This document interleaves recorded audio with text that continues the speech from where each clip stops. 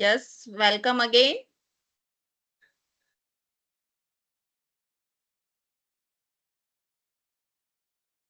Yes. Our next session, our expert is Dr. Maulika Patel. She comes across as someone who has not only excelled in her technical and research expertise, but also made a remarkable impact as a mentor, administrator, and guide. She demonstrates the dedication to the knowledge from her PhD research in computational biology to 40 plus publications and edited Springer book. She shows a lifelong passion for learning and contributing to the global science. Leadership with Vision, serving as a principal of MBIT and previously leading the computer engineering department at GSET, she has shaped academic programs, secured grants, and strengthened institutes. Mentorship and empowerment regarding she guiding PhD and master students, delivering 40 plus invited talks and actively leading the woman empowerment cell. She ensures the opportunity for the next generation, especially women in STEM. Recognition and respect in terms that she has received awards like the Certificate of Exemplary Performance by Charutar Vidya Mandal, and her role as a reviewer and chair at top conferences show her excellence is widely acknowledged. So without wasting time, I welcome Dr. Maulika ma'am for starting the session. Ma'am. Thank you, ma'am, for a warm welcome and an invitation and introduction. Thank you, ma'am. So, participants, 5 minutes is a very short break in the evening, right? Everyone is there? Yes, ma'am. You may We should continue. wait for, I think we should wait for a couple of minutes because they had a hectic session after a long day. I'm sure everyone had a long day and one more session. So, shall we wait for 1 or 2 minutes or we can start? We can start. Okay, chalo, we can start. So, is my presentation visible? Yes, ma'am. Yes, ma'am. Because I'm not able to see the Yes, ma'am. yeah, the setup that I am in right now. I'm not able to see the meeting right now. So, in case if there is any glitch at any time, kindly let me know. Okay, from Sure, ma'am. so first of all, thank you the organizers, Kadi, Sarva, Vishwavidyalaya and Vidush Somany Institute, uh, Professor Pooja and the dignitaries and the people who are involved in the organizing team and the leadership roles who are all in. I'm very much grateful for this opportunity. Myself, Dr. Maulika Patel from Madhuban and Bhanibai Institute of Technology, Charutar Vidya Mandal University. And the topic that I have been given is predictive analytics in healthcare, early detection and risk assessment. So, so this particular title itself has like, let's say, four different terminologies: predictive analytics, healthcare, early detection, and risk assessment. And all these are, topics in themselves, domains in themselves. So let me first decipher what do you mean by predictive analytics. So I'm sure I had an opportunity to go to the schedule, and a lot about predictive analytics is already covered. So just bear with me if there is some overlap. I'll try to, however, give you my own insight into these topics. So basically, predictive analytics is nothing but identifying patterns, right? So predictive analytics can not only it is for healthcare, but it is for, let's say, rainfall prediction or stock market prediction. Health is of course there. Then um, any type of like say for business, a lot of prediction is done. A lot of predictive analytics goes into the e-commerce and the business, right? A lot of predictive analytics is done for the social media. So everywhere, wherever there is predictive analytics or wherever there is data, we want to basically find out what are the hidden patterns in this data, so that we can make informed decisions, we can make more business, we can satisfy customers even more. right? So underlying agenda is to analyze the data and identify patterns, and based on those patterns, you make some choices, or you make some decisions, right? So when we say predictive analytics in healthcare, it's nothing but the process of analyzing historical healthcare data, right? So again, to identify patterns and trends that may be predictive of future events. So if I'm analyzing, let's say this is predictive analytics is actually not a very, like, you can say it's an ancient concept, right? Even our ancestors were using historical data to do the prediction whether they'll be whether they should harvest or not, or how long this aged person will live, and they were very accurate in earlier times. So that is basically analyzing historical data, historical healthcare data, to predict the likelihood of particular health conditions, making clinical decisions, trends, and even spread of the diseases. So we'll see into detail, a little more into detail in this presentation. When we say healthcare, what do you understand by healthcare? So healthcare is now no more like going to the doctor, taking medicines, or just getting hospitalized. It's much beyond that. So many entities are involved. Let's say, to name a few, are hospitals, pharmacy, diagnostics, nursing homes, biotechnology, medical devices, and so on. So all these entities and the processes that are involved in managing these particular entities are all a part of the healthcare industry, right? And whenever we talk about predictive analytics in healthcare, all these entities are going to be benefited, affected, and going to make their processes better, right? Another key word here is early detection. Now, see why early detection is necessary. So, of course, we know, right, that if the disease is detected earlier, then it's better. But there are certain diseases which are like very fatal, like for example, cancer. So, if we can identify the genes, like for cancer there is a BRCA1 gene, right? You might be aware that Angelina Jolie, her mother and her grandmother, they had cancer, and I think they probably died of cancer. So to reduce her risk of and she was at 95% risk because of her genetic history. So therefore she got her breast removed and reduced her chances of having breast cancer from, I think, 95% to 50 or maybe lesser, right? So that is it was not detection, but it was prevention, right? So a lot of this analytics can help you in making those choices.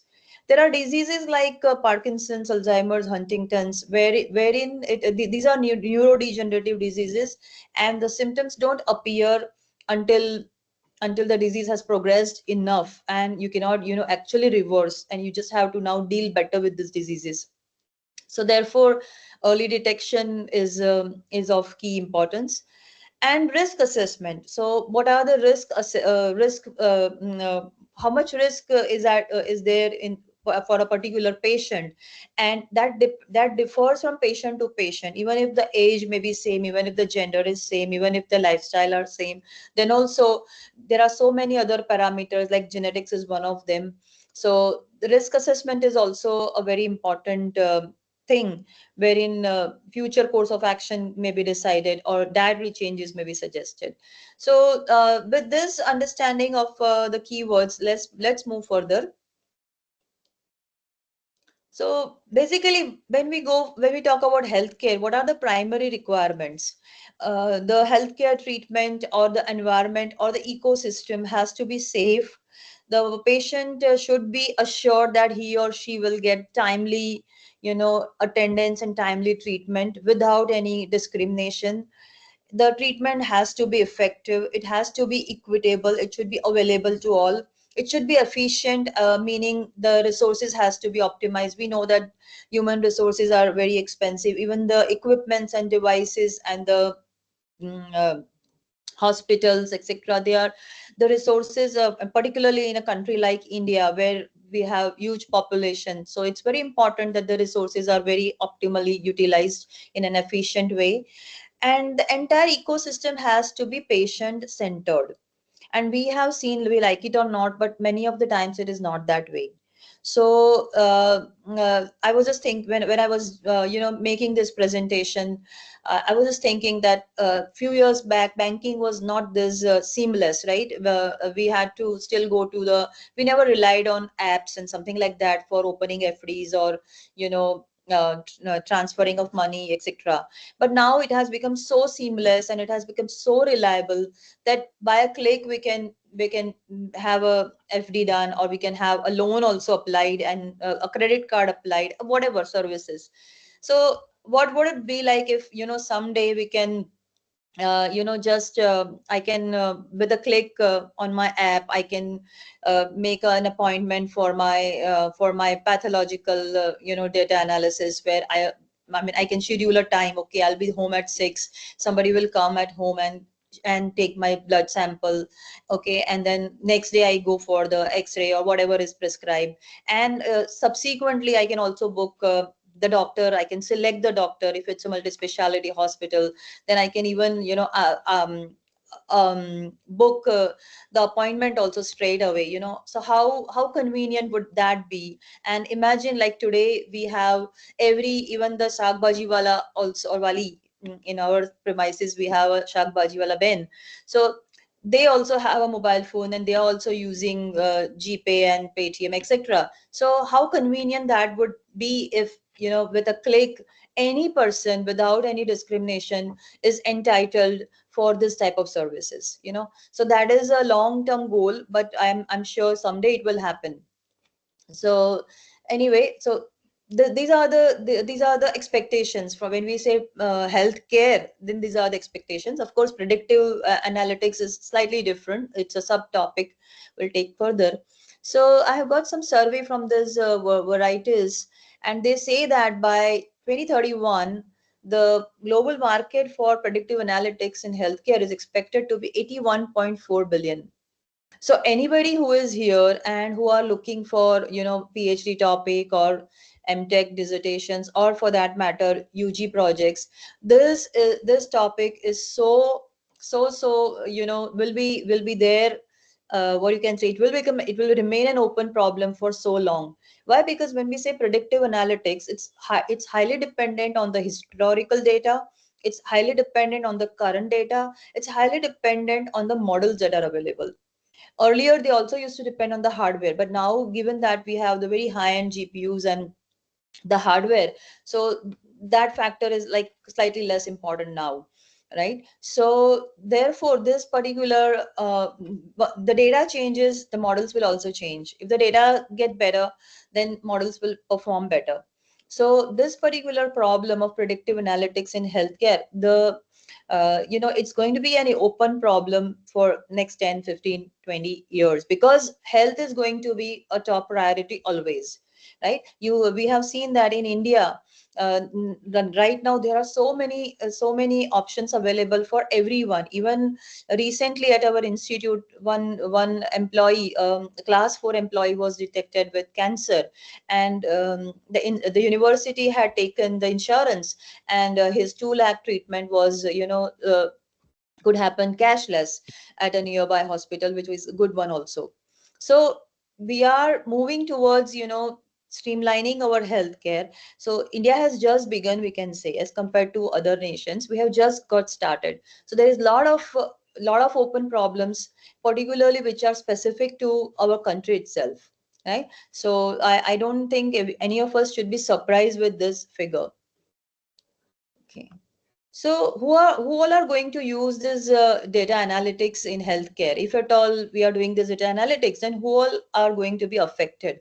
So there are clinical practitioners who want to reduce the wait times. As I said, with a click, I can book my appointment time, etc., so that it becomes a very convenient experience. There are patients who become more sick by the feeling that they have to visit a doctor or visit a hospital, right? So for them it was like psychologically it would be a great relief. So when I say clinical practitioners, I think it includes doctors, etc. Give patients more options when scheduling appointments and receiving treatment.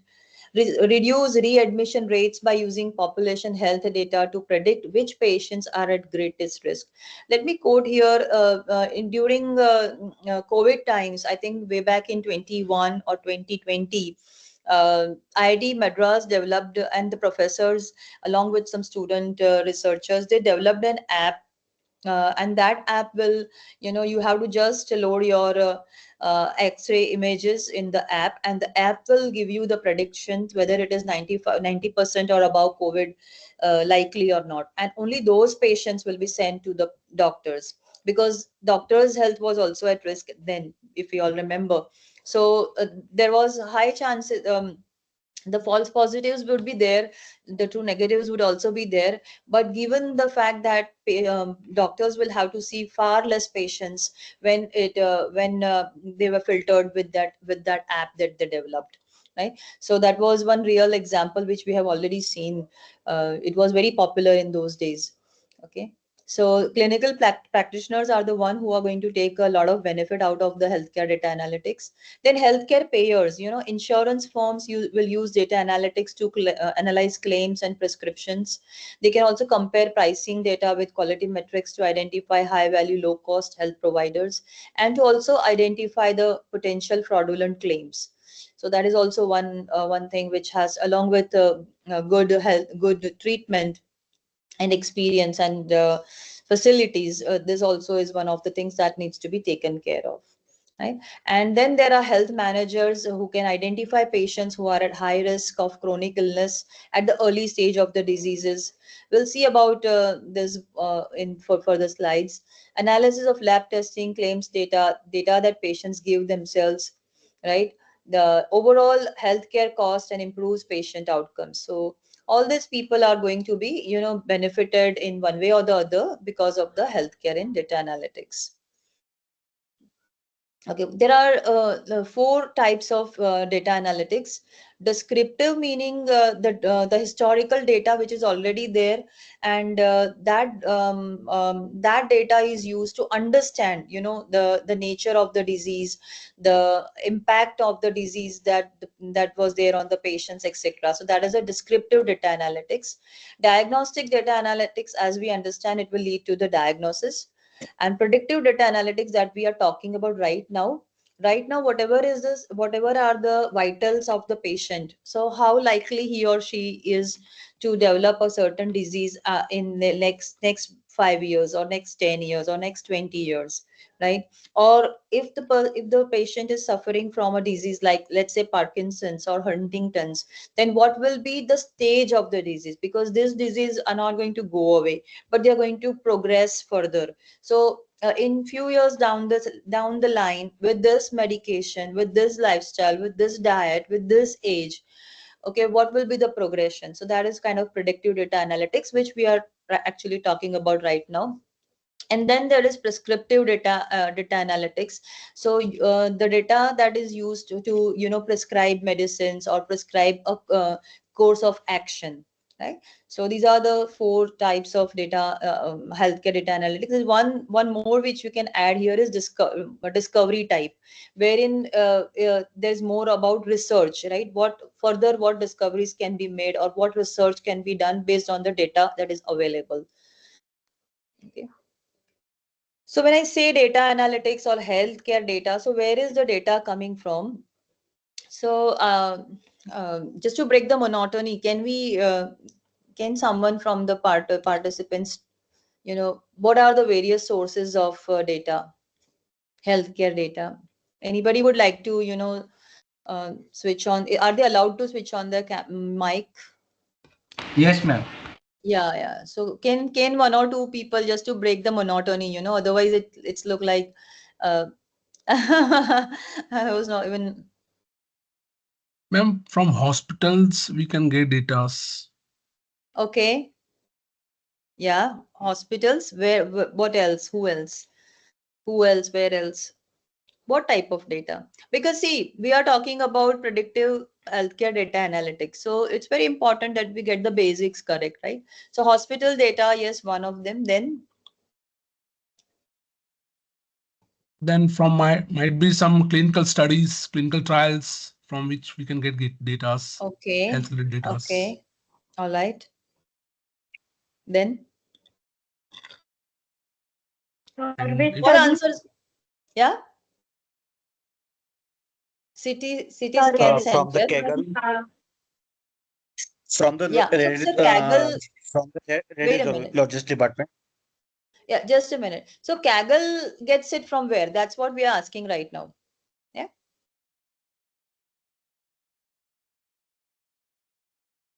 Kaggle is a data repository, right? We get the data from the Kaggle, but Kaggle gets it from where? That is what the laboratory report data. Very good. Laboratories. We have the pathological data. We have the X-ray, CT, MRI images, right? We have the somebody said hospitals. Yes, then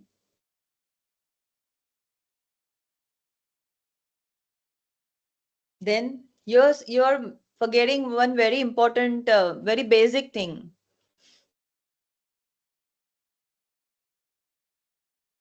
Yeah.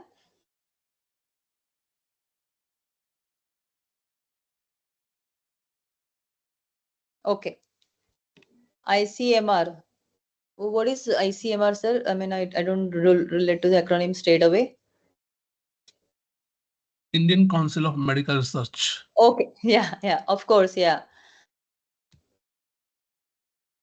Okay, so we can get the data from the mobile data. Okay, mobile phones data, wearable devices. We get the data from the ECG, sleep data, and then my walking style. Our Apple watches, or for that matter, any bands that people are wearing, Fitbit or any type of band. They are recording a lot of vitals. Your sleeping heart rate, your oxygen, your ECG, and your walking, what they say is uh, whether you're walking in a balanced way or not, how much steps you have been taking, all these things, all these are source of data, right? And this data will be then pre-processed and given to data repositories like Kaggle. We also get the data from social media, also from the internet. Also environmental data also plays a factor, right? So let's say some we are doing some predictive data analysis, like let's say how many patients in this particular region they died of kind of a stroke, or how prone they are. So in that particular case, what is the temperature in this region is also important. So how much rainfall is there, how much humidity is there, all these things are also important, right? What are the dietary habits? So all that data is also come from the patient itself. So here it is not mentioned, but data from the patient, because they have mentioned wearable devices. But even when the patients visit the doctors and the doctor is asking by, okay, what did you eat, and how old are you, and do you have any family history? So all this is also contributing to the healthcare data, right? Which can be a part of the medical records, I guess, right? Are you able to see this figure 6, slide number 6? Yes, it's visible. Okay, great. Yes, ma'am. So, and then we have, okay, thank you so much for that acknowledgement. And then we have medical images. So many of you mentioned the records. So when you say ICMR agreed, when you say Kaggle agreed, we were talking about a little more at a lower level. What are the various low-level sources or direct sources of information from where we can get the healthcare data? This data will definitely not be pre-processed. They are very raw data we are talking about, and definitely this data has to undergo a lot of pre-processing, normalizing, and then they will be deposited and be useful for other researchers. Sure, that is required. So this figure I've taken from this very good paper I came across, a review paper. So here, if you have mentioned, if you see, there is something called genomic data. Anyone having any idea about genomic data here? Anybody? Anyone has worked in on genomic data? Because I'm going to spend a little time on that. Anybody? No, ma'am. No one? No, ma'am. No, Ma'am, is ma'am. it related to genetics? It is related to genetics, yes, but nobody has worked on genomic data or protein data. No, ma'am. Okay, so then No, then it ma'am. would be interesting for many of you. Let me see, because I have brought some data analytics on genomic data. Okay, fine. So this genomic, I assume that this might be a new terminology for for a few of you. So I'm going to decipher it a little more. So genomic data is basically, yeah. So genomic data is basically genes data, right? Collection. Suppose, let's say the human genome. Genome is a collection of all the genes. Our body is made up of proteins, and proteins are made from DNA. So DNA is converted to RNA, is converted to proteins. A set of entire genes in a particular species is known as genome, and the set of collection of all the proteins in a particular species is known as proteome. So humans, we have a particular genome and proteome. Let's say rats will have their different, our monkeys will have different. So every species will have its own genome.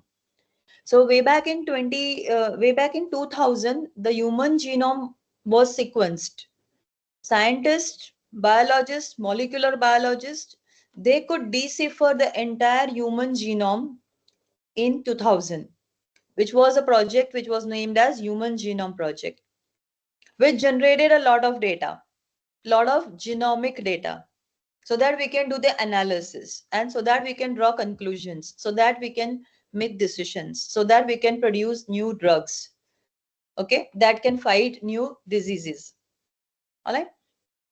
And then after after the Human Genome Project, there was another project, and there were several other projects like 1,000 genome projects. So under that project, they wanted to sequence 1,000 different genomes.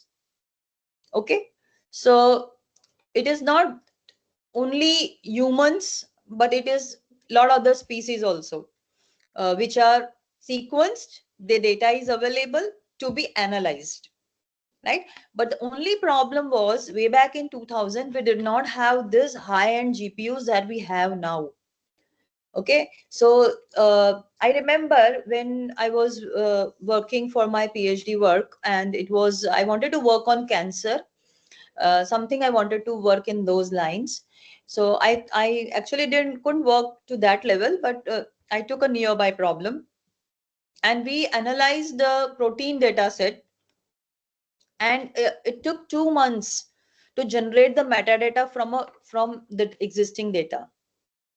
Okay, so the algorithm that we had written and the kind of information that I wanted from that data required the analysis, and an i7 processor, that's what we had then. It took 2 months. So 2 months, day night, the system was working without any interruption, and it took 2 months to get me the metadata. In though it was 10-12 years back, today it wouldn't take that long, right? And that is why these things are talked about more. Well, predictive analytics is not a new term at all. If you see the history, I mean, definitely 20, 25, 30 years back, this term was, you started using more, right? So it's not a new term, but it's getting momentum because now the ecosystem is ready. Now we have internet, now we have IoT, now we have devices, now we have data, we have sensors from which we can get data, and we also have the GPU power for the analytics purpose, right? So that's why the problem is more attractive and more solvable now. Okay, it was relevant back then also, it's relevant today, but right now we have the required infrastructure, and of course data. We now have data, we now have machine learning algorithms, we have the deep learning algorithms, we have the GPU to be, on which we can process this, right? And also we have the variables also, right? So variables will generate data and will also, coordinate with the hospital also. Like, it is possible that my watch, if my vitals go down or vitals go abnormal, then immediately a message goes to my physician. It's possible in few years down the line, it's definitely possible, right? So right now it is generating data, but it may happen that soon in some years they will not only generate data, but they will take some action also, right? So anyway, that's why I wanted to little emphasize on this data. I'm going to discuss a little more on this portion anyways. So predictive analytics in healthcare. Now suppose why we do the predictive analytics? Say to predict the disease outbreaks, right? Such as COVID-19. So here we are talking in this first point, what we are talking is, let's say if today 10 patients are affected, then in 3 days, how many patients would be affected? And in 10 days, how many patients would be affected? So prediction of outbreak, right? So this will help us to identify the intensity and how much ready the people or the government should be. So based on that, it is a higher level decision making that can be useful when this type of analytics is done for the outbreaks, possible outbreaks. Second is prediction of the recurrence of the disease in a patient, such as cancer. So I'm sure you might be knowing one person at least who had cancer, and then they were treated, and then after 5 years, 10 years, it came back. So there are a lot of reasons behind this. If on a psychological reason, if you see, then any disease will be there because of some, it's psychosomatic. Now the word is very popular, the psychosomatic disease. So a person who has cancer, right, has quite a great chance that he will have cancer again.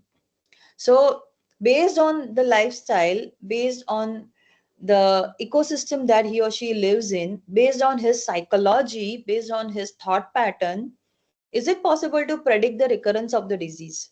Because there are some patients who live, very healthy once they are diagnosed with a deadly disease like cancer. But there are some patients who in 5 years they were totally cured, and then there was a recurrence and they couldn't fight back, right? So this is also one very important thing which where analytics can be useful. Third is the chronic disease management, right? Now diabetes records, or say, I may be not I may not be wrong if I say that 1 in 3 people, they are prone to diabetes, or they are diabetic. So how again here, so what are the vitals of the patient? What are the family history? What are the, what are the food habits? Okay, what is the environment like? So all these things can be used for chronic disease management, like diabetes and heart diseases. Another thing is drug development and testing. There is an important, interesting terminology which I came across years ago: computational pharmacogenomics. So, in other words, it is drug development and testing, but you can say it is a personalized medicine here. So we have seen that, like for example, few years back when I visited my ophthalmologist, so I'm sure everyone knows that they'll put some drops so that your what you can say, your retina is widened and they can see better. So I'm allergic to a component. I'm allergic to one component. I was not knowing then. Nobody knew. So what it did was, I could see everyone, but nobody could see my eyes. So my face was so swollen that for a week at least. And then I took some anti medicines, and it went away after a week. After a year, I went to the doctor, and then I thought it will not happen again. So I didn't say anything, and again they gave me the same thing, and again the same thing happened. Then I reported, and then she wrote on my file that you are allergic to this component. Now just imagine that if we have a system wherein this record is already fed. Now wherever I go, now if I change my doctor, I have to carry that file and that note which the first doctor has given, and I have to show that first, so that they don't give me the uh, same drops with that component inside. So imagine that. So So this is where, personalized medicine comes into picture.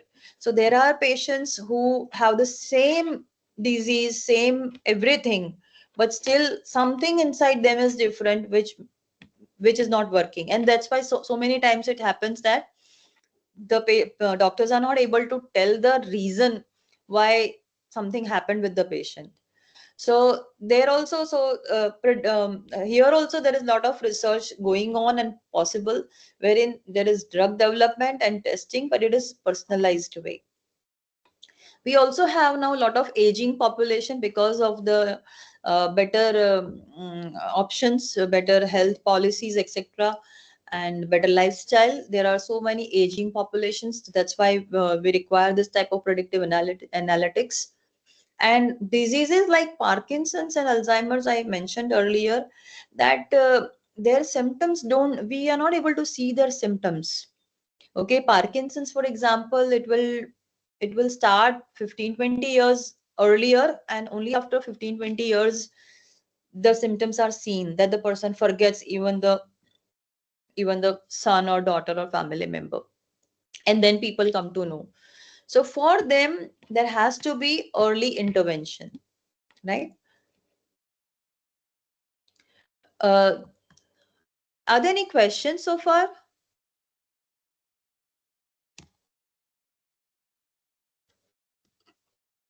Am I audible? Yes, ma'am, audible. Okay. Yes, ma'am, audible. Okay, thank you. Actually, I'm not able to see you because I'm only able to see my presentation. I'm not able to see anybody. So that's why I had to ask. Okay. So benefits of predictive analytics in healthcare: optimized hospital operations, focused therapeutical interact. I'm just reading because I already explained a little. Defining at-risk populations, medication management improvement, hospital readmission control, and disease progression prediction. We have talked about all these things a little earlier. So these are the, but just to summarize, these are the benefits that we can have from predictive analytics in healthcare. Okay. Now the workflow in healthcare, in any type of predictive analytics, we will have data collection, we will have pre-processing and feature engineering, we will have modeling using statistical methods or machine learning or deep learning, and then we have prediction or risk scoring, and then based on that we'll have a clinical action, right? So this is the generic flow chart or flow diagram for workflow that will be there here also. So basic, you can say that use of data, statistical algorithms, and machine learning to identify the likelihood of future outcomes. So future outcomes based on whatever earlier we have seen, whatever outcome you are seeking, based on that we can train the models. So there are statistical and Bayesian models. We have machine learning algorithms, to name a few: support vector machines, random forest, decision trees, etc. Deep learning, we have CNNs, RNNs, transformers. There's very interesting figure. I'm sure, I don't think you will be able to see it very clearly, but I have given the reference, and it basically lists all the machine learning algorithms in a very detailed way. I'll read few of them, even I'm also not able to read from far. So in machine learning, they have classified hybrid learning, statistical inference, learning techniques, and learning problems. And in hybrid learning, semi-supervised learning, self-supervised learning, multi-instance learning, inductive learning, deductive learning. So there is an interesting classification given. If you refer this paper, all these techniques are discussed in a great detail. So I assume that most of the audience here are having familiarity with machine learning and deep learning. If not, it was covered in the other sessions. Because in this particular sessions, I have not planned to include the machine learning techniques. I have actually removed from my presentation because we wanted to focus more on the predictive health care analytics. So you can refer to this good paper, and then of course there are books and other papers. Okay. So now what I am planned for today is I'm going to discuss one or two problems wherein we have used machine learning technique for prediction, right? So to make you a little familiar with, as I said, I worked for a lot of years for my PhD work on the biological data set, which was protein data set. So let me give you a little know-how of this. So basically, biology and computers now they're going hand in hand. I'm sure everyone is aware about Donald Knuth. He is considered the father of analysis of algorithms. And he has written that biology itself has over 500 years of problems to solve. It's so digital, incredibly complicated, but incredibly useful. This was written in a book on computational molecular biology. So in his, he had written a foreword, Donald Knuth.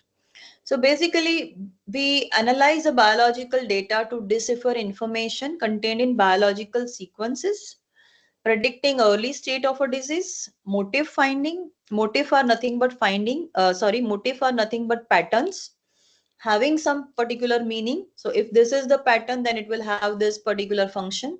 Gene finding, we all know what are genes and what are the functions of a gene. Let's say the color of the eyes is because of the gene, particular gene. The color of the hair is because of the gene. The height, the weight is all dependent on the genomic structure. We are aware about this. But let me tell you that if there is one change in the gene, it can cause you a disease, right? Let me see if there if time permits, I will take that example. Otherwise, uh, understand that. So I want to identify that given this gene sequence, is it how prone is it is to a particular disease, right? From genes, we can have proteins. Our body manufactures proteins. Mitochondria basically does that job. So from genes, we get proteins, and proteins will have some structure. And this structure is normal in most cases, but if that structure goes abnormal, then it is a disease. So I can analyze the gene structure and the protein structure, okay, to predict the disease. So that disease prediction is at a very, very molecular level. Okay. So on one hand, I'm analyzing the data. What is the temperature of the patient? What is the height? What is the weight? What is the dietary habits? What is the history of the patient? That is one sort of data analysis. That is one sort of data analytics, right? Which also can lead to predictive data analytics. And this is way much complex and way much deeper and way much advanced and way much prior. Like for example, body, the changes at the gene structure, at the gene level, they start happening early on and the symptoms come much later. So for diseases like Parkinson's, we have to analyze the gene data only. We cannot just depend on the patient's physiological data, right? What is its height, weight, age, diet, okay, temperature, HB? No, this won't get you the state of the disease, or it won't be helpful. It can say that whether the patient is healthy or not. It cannot do the predictive data analytics. So a lot of predictive data analytics, particularly for healthcare, goes down to gene level and protein level. Okay, so I'll just quickly scroll. How much time do we have? We have some time. So we have in our bodies, proteins do a lot of things. They act as catalysts. Okay, they do transfer. Insulin is information transfer, right? Information transfer, like insulin is an information transfer hormone. Hemoglobin will transfer oxygen. So hemoglobin is a protein. Insulin is a protein. Okay, and there are some proteins which are catalysts, so in their presence the cells function better, etc. So, and if the manufacturing of these proteins go wrong somewhere because of some genome defect or gene mutation, it can result in diseases. So this is a interesting figure just for you to understand. Amino acids are the building block of life. From amino acids, proteins are made, and from proteins, cells are made. From cells, the tissues, and from tissues, the organs, and from organs, the body. And amino acids are made up of nucleotides. And nucleotides, they form genes. So don't worry about if you don't get into this this biology. There's no need to worry. This is just to give you an idea of what another type of data is also being explored and analyzed rigorously, right? You will find so many research papers on PubMed, on lot of research is going on there also.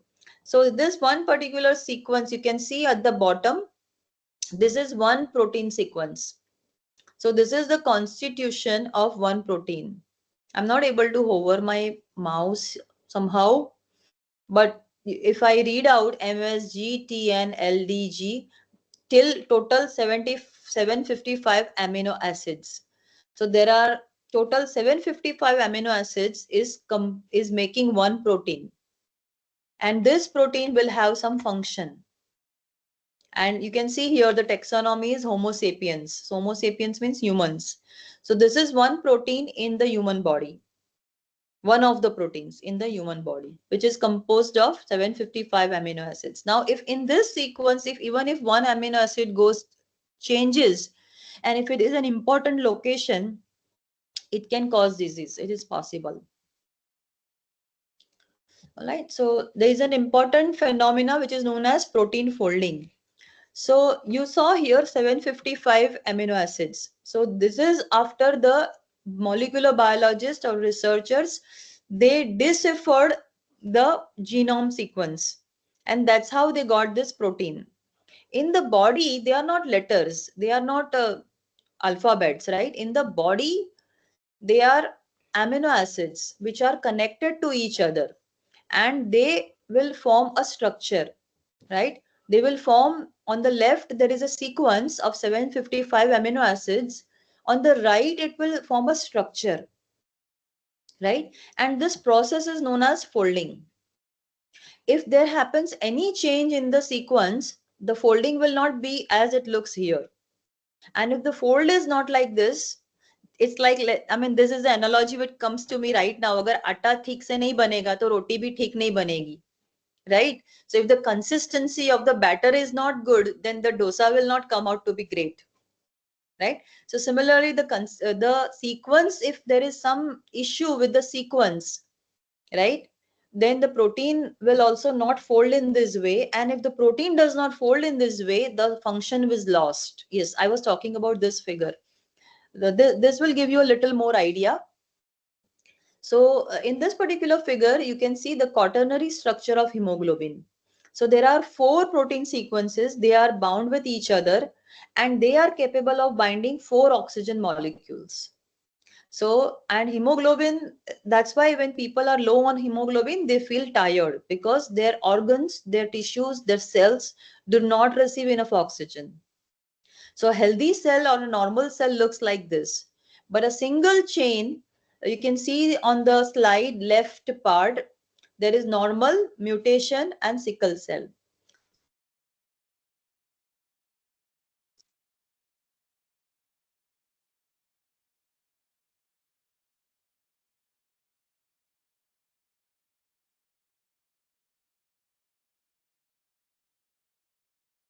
कई number से ज्यादा 4000 में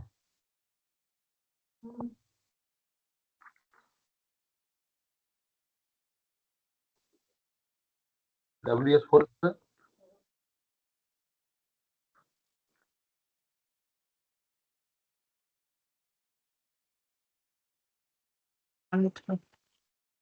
Ma'am, your screen is hang. Please check your network connection. अगर पूछे check network connection એવું પૂછે એવું નહીં નોર્મલ નહીં આ બોલી ચેક નેટવર્ક કનેક્શન મેમ શું બોલી કનેક્શન અનસક્સેસફુલ તો હવે ઓન પાછું મૂકી દઉં એવું પાછું મેલું પડે કશું ખાવા હતા રાલી મને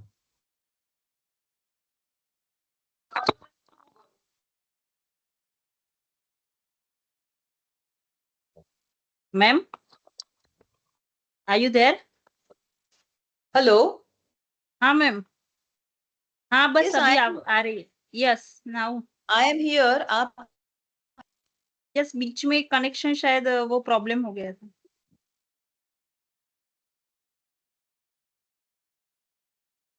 हेलो, अनसक्सेसफुल आ गए हम.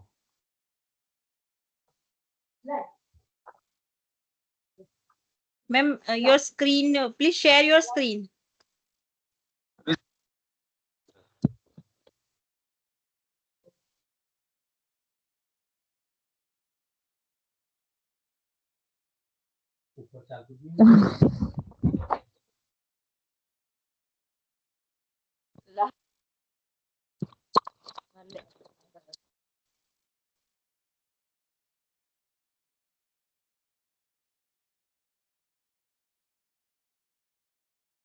hello. हाँ yes ma'am, please share the screens. Am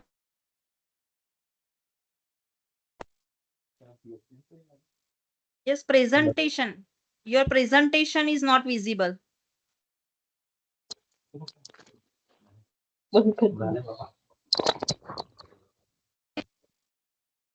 hello? Hello? Yes, ma'am. Okay, so I'm not getting a response. Okay, fine. So I'll share my screen. Am I audible? Can someone? Yes, ma'am, you are audible, but your presentation that is not visible. Yes, no problem. I will make my presentation visible. So how long was I not audible? Last 5 minutes. 5 Ma'am, minutes and Patel, nobody did tell me. 5 it was minutes तक completely आप hanged, ma'am. Ma'am, we are trying that from that. Oh 5 minutes तक Quaternary मैं structure बोलते of रहे, आपको मुझे call कर लेना चाहिए था. Yes, ma'am. Okay, fine. हाँ.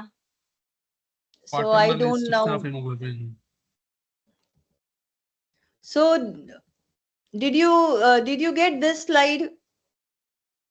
No, ma'am, structure of hemoglobin was discussed. So Yes, this that was the slide. Yes.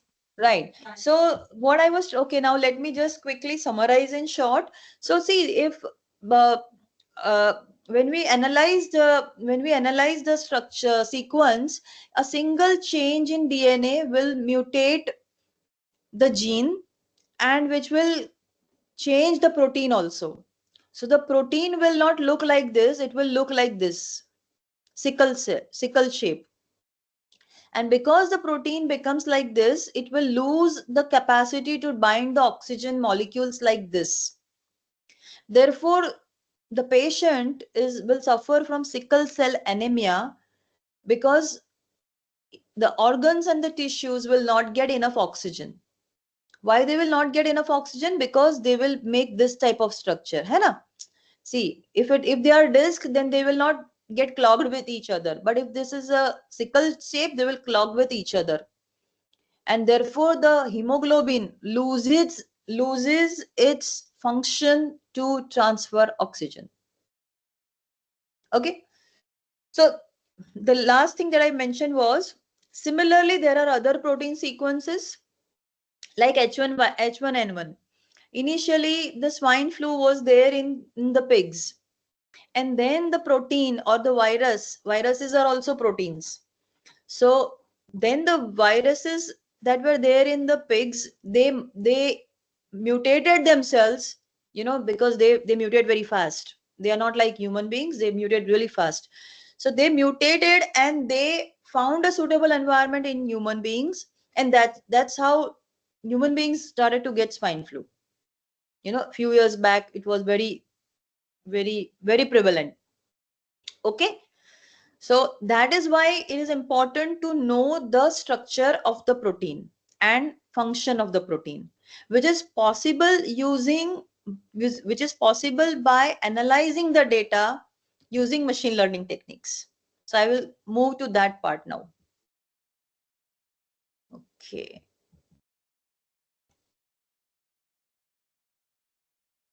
So when I say protein structure and protein function, so proteins have secondary structure, and then secondary structures, they get transferred to tertiary structure.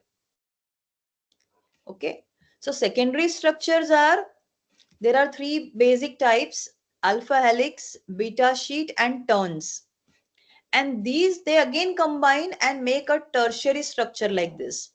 Secondary structures and tertiary structures both are 3D structures. Okay, in the body they will have, when analyzed in the laboratories, they will show this type of structure. So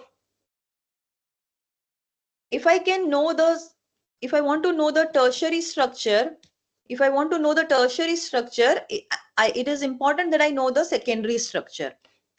So there was a lot of work that we did using neural network for identifying the secondary structure of a protein. So there are three classes. So now we are talking about machine learning. Okay, we talked about biology, we talked about healthcare, we are talking about machine learning now.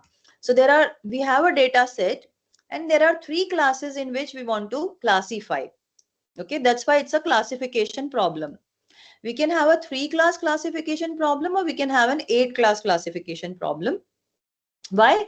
Because there are two types of sheets, 3 types of helix, and 3 types of turns. So 3 classes or 8 classes. This is a lot of biology. You don't go into that. You just imagine that there are 3-class problem and an 8-class problem. Okay. Now I have this protein sequence. Am I audible? Yes, ma'am. Yes, ma'am. Thanks. So, okay. So we have a protein sequence on the top, and below it is a secondary structure. So this data pair is available. How it is available? It is not available from the patients. It is not available from the hospitals. It is available because researchers deciphered the protein sequences in laboratories, in wet labs, using high-end equipments. Okay, that's why this structure I could get myself available. But the thing is, to know the structure, there are millions of proteins, but everybody's structure we don't know. Why? Because knowing the structure has to go into the laboratory, and it requires a lot of expertise. So therefore, we applied machine learning techniques to understand or to find out the secondary structure of the proteins. If I know the secondary structure, I can predict the tertiary structure. If I know the tertiary structure, I know the function. If I know the function, then I can find out whether the function is right or wrong, or it is accurate or not. If the function is accurate, it is no disease. If it is not, then it is something that needs to be further investigated, for which the proteins can be given to the wet labs, to the biologist or the molecular biologist, right? So what is the role of computer people? What is the role of computer biologist? So they can help. All the proteins cannot be given to the wet labs, but all the proteins can be analyzed by a computer. Okay, once my model is ready, I can feed as many sequences I want, and we can make sense out of it. All right. So this is now, once I have data, it is now a machine learning task. I have the input, that is the first, I have the input, that is the first row, which is a sequence. I have the output, this is the second. So I give this pair and I want a model out of it. Okay. So for this, we used neural networks neural networks a lot. Other approaches are also used, support vector machines, rule-based approaches, but the accuracy that was achieved was 70 to 85% only. Why? Because proteins are very complex data. Very complex data. If you see here, let's say H, there are 20 amino acids. So all these are one of the 20 letters. So H here has a T here. For H, T is a turn structure. But here H is helix. So it is not a one-to-one mapping. It is many-to-many mapping. That's why it becomes challenging. So we use this neural network model wherein there were 13 inputs, 13 amino acids were given. For each amino acid, we had 5 neurons, 5 nodes. Therefore, 65 input neurons were there, 8 hidden nodes were there, 3 output nodes were there. The function that was used was sigmoid function. The algorithm that was used, back propagation. This is old work I'm quoting right now. Right now, okay, my sleep will go sleep soon. Give me a minute. I'll just finish this and I'll take 1 minute to plug in my charger. So, back then, deep learning algorithms were not that popular. They were into research, but because we did not have GPUs, therefore, those were not, had not taken up the momentum. Right now, today, all this can be done using deep learning models. Okay. So as I said, we only got 70 to 85% accuracy. If I want to increase the accuracy, what was done here by us was, you can have a look at this figure. There was a protein sequence structure database. We separated the test sequences and training sequences. We prepared a knowledge base and we did the prediction using the knowledge base, right? So prediction of the structure for a given sequence, right? Sequence, what is the structure of that? We wanted to improve on the results, so we gave that results to the neural network. Our neural network was then capable of understanding the mistakes that were done. We did not give neural network the whole job. When we gave the whole job, it only performed to 70 to 85%. But when we already, some homework was already done by the knowledge base and neural network was just used for refining the results. This was very novel thing that we introduced then, and therefore we got the optimized prediction. And then the results was around 90% for the standard data sets. Okay, RS126 and CB396, these were standard data sets because we want to compare our work with the existing data sets. So it's important that we compare with the standard data sets, and it was comparable back then, right? So this is how, what I'm trying to make a point here is, this is how predictive data analytics can be used at a genomic level for healthcare purposes, right? So for this type of, for here, for the work that I mentioned in this flow chart, the algorithm was back propagation algorithm. The input was 40 inputs, hidden nodes. We used 24, but we also experimented with 8 and 16 also. There were 3 output units because we had a 8 class classification. So binary classification. So 3 nodes, 8 classes are possible. The learning rate was 0.01. And the stopping criteria was when the error was less than 0.01 per minute. And yeah, so I'm not going into this details more because I have one more case study to discuss. And this is this figure shows the first line is amino acid, second line is the experimental structure. Experimental structure means the ones given by the biologist. Third is the predicted using the knowledge base. Fourth is the predicted using the neural network. And fifth line is the comparison of the score with and without machine learning. So just by knowledge base, the accuracy was 79% for this sequence. But when we included a neural network, the accuracy increased to 87.9 from 79. So around 10% accuracy increase we got for almost all sequences. And in some cases there was a reduction in accuracy also because those sequences were outliers probably. So we had to either remove those sequences. We did a lot of analysis for that also, why some sequences the performance was not increasing with neural network. That's so that was another chapter that we did then. Okay, so this is a comparison of results with neural network and without neural network. Okay, so 10, as I said, 10% improvement we got. Now can you just give me 1 minute so that I can plug in my charger, please?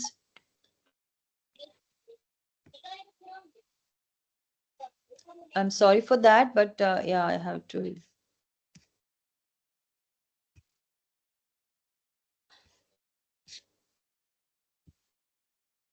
One more case study we will take up.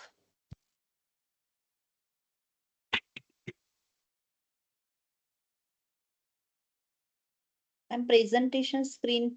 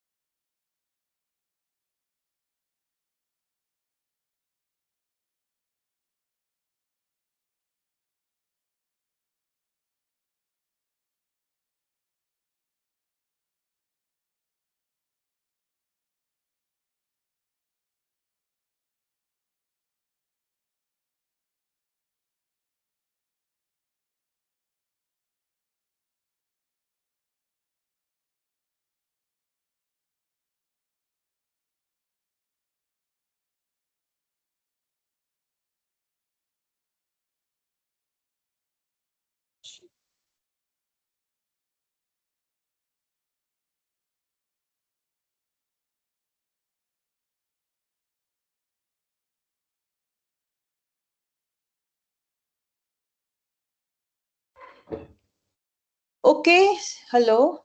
Am I audible? Yes. Yeah. Thank you for waiting. Yeah, I just had to plug in my Yes, charger. ma'am. Okay, so someone asked me where can you get the DNA data? So DNA data can be got your personal DNA data you can get after you getting the DNA report done. But if you want generic DNA data, that can be acquired from various sources, which is one of them is DNA Data Bank of Japan, and then there are other public resources also for DNA data, for protein data, and for gene data. There are so many data sets available. Okay, but yes, personalized data sets, it's difficult and it's not required also. Actually, in foreign countries, they have initiated this project that if you give your if you allow your DNA to be used for research purposes, they give you some benefits. Ma'am, your presentation screen. Yeah. Okay, so I'll take 10 more minutes. Please be with me. So there is another interesting work, which is a very recent work, which is biomarkers identification for Parkinson's disease using machine learning.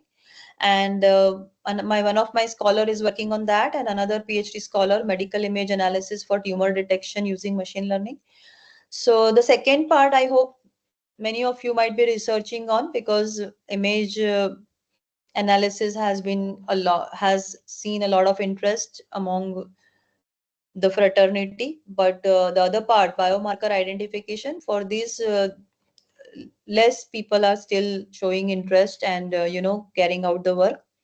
It is challenging also. So machine learning based predictive model for interstage Parkinson's disease biomarker identification.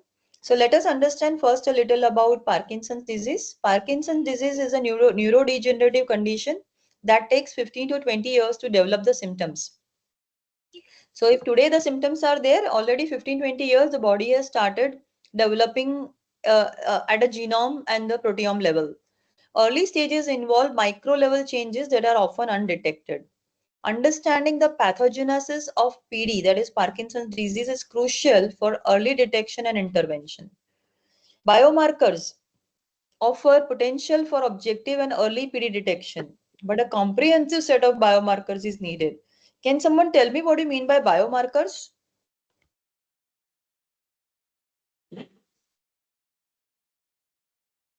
Biomarkers are proteins. Can you give me an Specific example proteins of for biomarker? Can you give me an example of biomarker? creatine kinase, MB, CKMB, troponin. Uh, no, That sir. can be used to diagnose cardiac issues like angina, MI. In that, these biomarkers are elevated. Okay. Any other answer?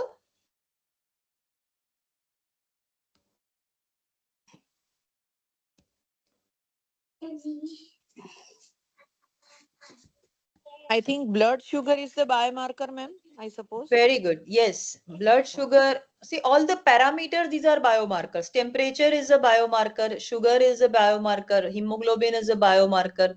All such things are biomarkers. So a biomarker is something which is an indication of something. So your blood sugar is an indication of your insulin levels, right? Your hemoglobin is an indication of yeah.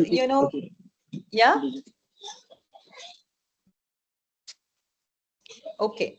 So good. Yeah. So now we have fair idea about what is a biomarker. But the biomarkers that we are talking about here, they are not visible or easily available like this. So here the task is to identify biomarkers from the gene data for Parkinson's disease, right? So that's why the problem is very challenging and needs to be addressed. So micro level alteration. Hello. So micro level alterations at an early stage in omics data. Omics stands for genomics and proteomics. In general, we call that omics data, wherein we have mRNA, microRNA, that is miRNA, DNA methylation, and mRNA with CD4 cells activation. Please don't worry if you don't know any of this or all of this. No, no worries. We are here to understand a different dimension where also we can do predictive data analytics. Right? So all these mRNA, miRNA, DNA are signatures serving as Parkinson's disease biomarkers. Right? So meta-analysis, but it is not like you take the gene data and you will get the biomarker. You have to do a lot of analysis and you have to identify which are the correct genes, whether the genes are expressed or not, right? And then you can say, okay, now the Parkinson's disease is at this level. And if by this type of analysis, if Parkinson's disease can be predicted or detected at an early stage, then the patient's life can become better. We can help him or her to take the precautionary measures so that the progression can be delayed. Right? Disease already has onset. So you cannot probably reverse the disease, but you can reduce the rate of its progression to the next level. That is possible. Okay, and machine learning techniques are very powerful for analyzing this complex biological data. We already seen how we have used neural networks for analyzing the protein data, and here we are using machine learning techniques for analyzing the DNA data, that is the gene data in this particular example. So machine learning for identifying PD biomarkers, they involve several machine learning techniques to use to explore homogeneous as well as heterogeneous biological data. The common machine learning algorithms used for biomarkers identification are statistical methods based on p-value, classification algorithms, regression models, decision trees, random forest, XGBoost, support vector machines, an ensemble of all these algorithms, right? However, no machine learning workflow model is available as of today to identify full range of Parkinson's disease omics biomarkers by recognizing the implicit alterations in each type of data and find correlation of it with other data. So that is why this remains an open problem. Parkinson's is a neurodegenerative disease, is a neurodegenerative disease whose symptoms appear very late, and only thing that we can do here is identify the biomarkers early on. But what are the biomarkers? That itself is a open problem as of today. So a little complicated block diagram I have brought. This is the work of my PhD scholar right now. And we published this work recently in one journal. And we also filed one patent also for the workflow, not for the same workflow, but because it is filed, we have not, I'm not presenting it here. But what I'm trying to show you here is, because I don't want to go into a lot of biology and a lot of genomics right now, but I also want to give you the opportunity to explore this another dimension, right? So we have taken an input data set. Someone was asking about DNA data set. There is a data set GSE 202667. This data set has data about the various genes, and then there are healthy control genes, and then there are disease genes. We do some pre-processing, we normalize the data sets, and we generate differentially expressed genes using linear models based on the p-values. And once the genes, so there are a series of genes. Based on that, we have ranked the genes, and then we have selected the required ones. And again, then we apply distance-based clustering and probability-based clustering algorithms. After that, we have selected which clustering algorithm gives the best output based on, there are three parameters, DBI, CHI, and Silhouette score. These are very technical terminologies used for this type of data. And then we identify which are the top up, down, or down regulated genes. When we say up regulated or down regulated, it means that the genes have to be expressed in a certain manner, but they are either up or down regulated, and therefore the function is not up to the mark. And therefore, these type of genes are potential biomarkers. We have a long list of genes, but all the genes are not the biomarkers. So which genes can be used for biomarkers? That was one of the prime focus of the research that the scholar has done. And this is one portion of one of the objectives that we have achieved, right? And then the selective genes now, if these particular, so this is important discovery, right? That from these many genes, how many of them you should go and identify, you should go and analyze, right?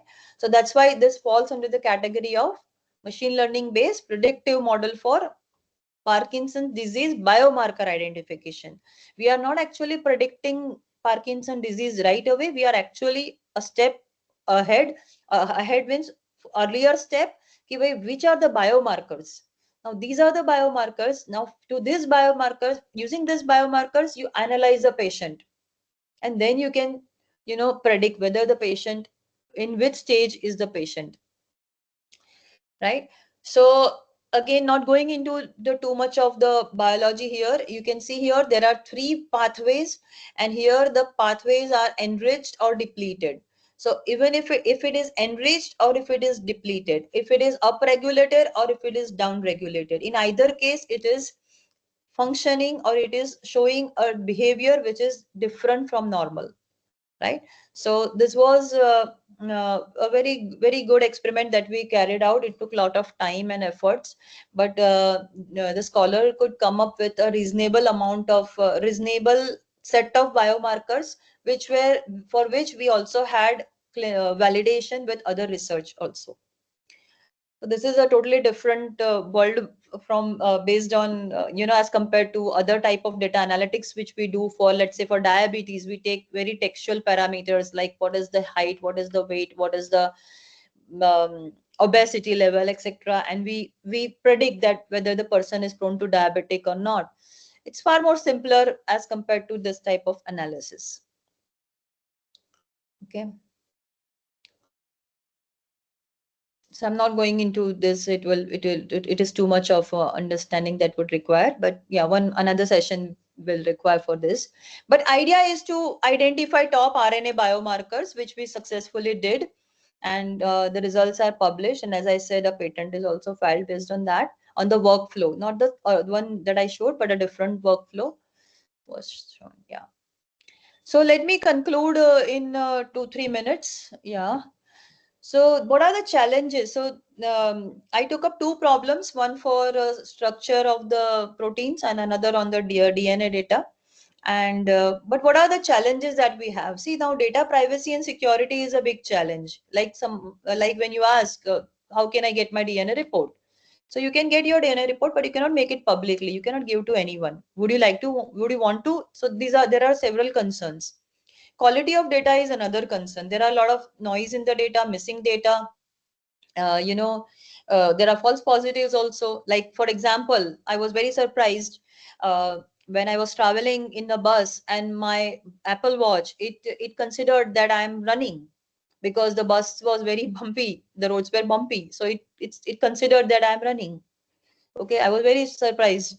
Okay, if I'm making the dough from the flour, then it is considering that I am washing my hands. So if this is the noise in the data which we have to deal with, right? Another important thing is lack of interpretability. Why would someone believe your results when you say that, okay, now this person, your model is ready, and when the model is ready, you say that, okay, this person is 90% COVID or 95% COVID. Where is the explanation? When the doctor is there, we trust that the doctor is sensible, is known, is well known, and if he says, we have to believe it. But here the model is telling you. So that is also which we are dealing with right now. Integration with the current systems, the ecosystem is such that that is also a challenge. Like I said, that it is 10, 15, 20 years work we will have to do in this area, and then we can have that seamless experience of just getting everything done by a click in the app. And then there are ethical concerns also, like because the data algorithms can be biased. I'm sure everyone knows about the bias in the data. There was a popular problem related to bias in the Amazon in the company Amazon, right? The way in which they were hiring. So their algorithm was written in such a way that it preferred male candidates more, right? So the algorithm itself was biased. Forget about the data being biased or data being not accurate or data being noisy. The algorithms are also sometimes biased, and we have to. So therefore, it's written as all healthcare professionals engaged in predictive analytics must ensure their practice adheres to fairness and non-discrimination. Okay. So explainable AI, just to conclude, if this is already done, then I can skip. Is this figure talked about? Explainable AI, has it been talked about? Can I get a input from your side? Not done, ma'am.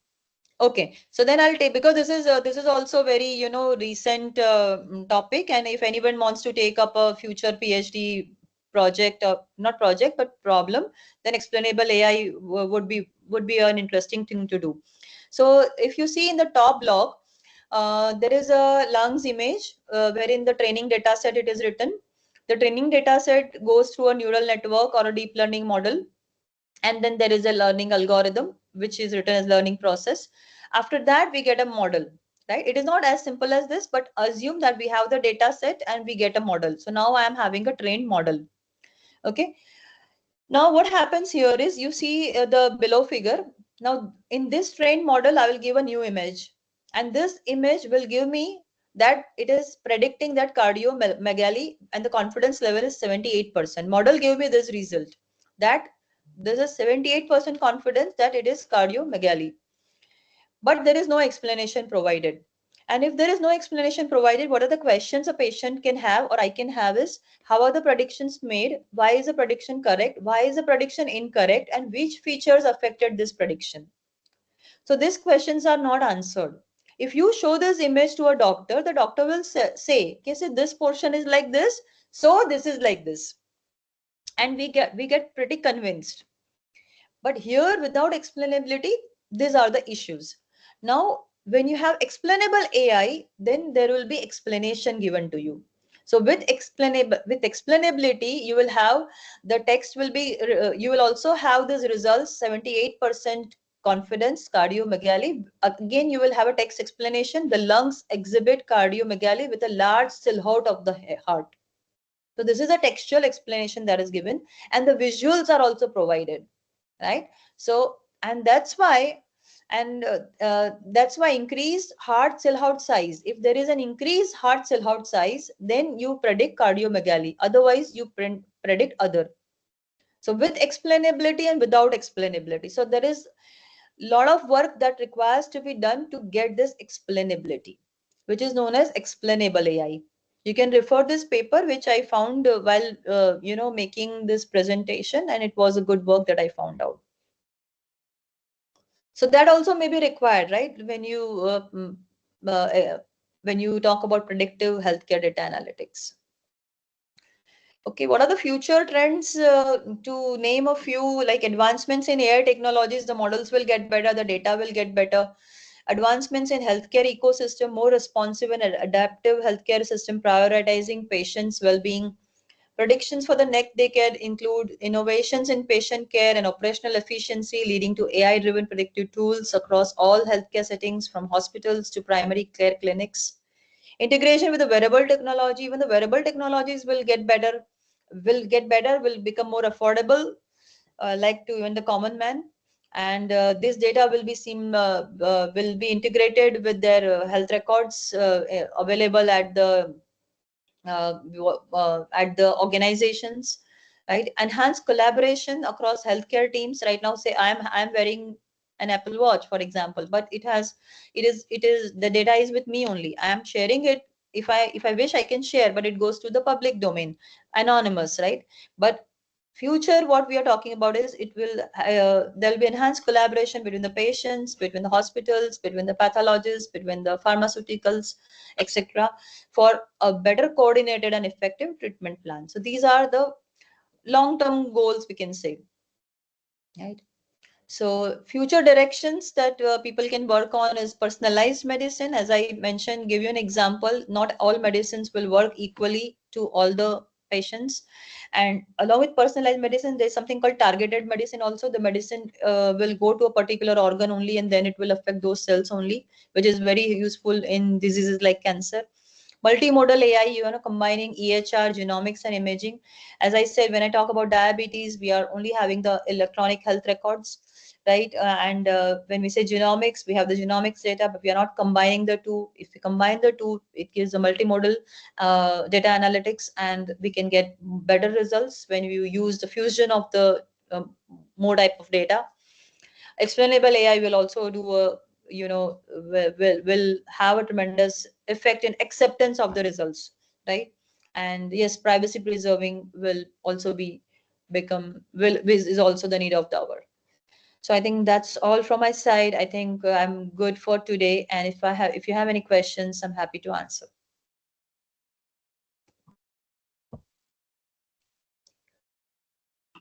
And I thank you for listening. And it was a long day for every one of you, and I really appreciate you making time at this hour. Thank you so much. Thank you very much, ma'am. Participant, any questions? Okay. Thank you very much, ma'am. Thank you very much for giving your time, and at late night. It was very grateful. Thank you, ma'am. Thank you so much. It was pleasure. Thank you, everyone. Bye. Thank you.